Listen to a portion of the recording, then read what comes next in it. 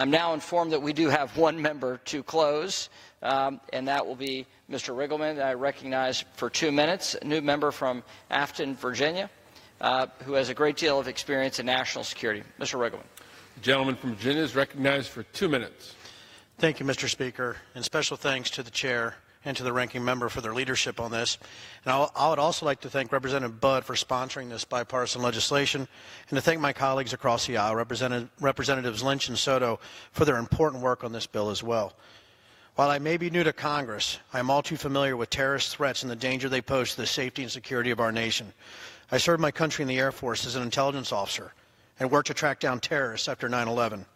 I also supported follow-the-money analysis and operations related to terrorism. One of the key components that allows terrorists to organize and execute their missions is financing. As financial technology, or fintech, evolves, so do the opportunities for criminals to take advantage of the financial system. H.R. 56 calls for financial regulators, law enforcement, and private sector experts to come together to create the Fintech Task Force to combat terrorism and illicit finance.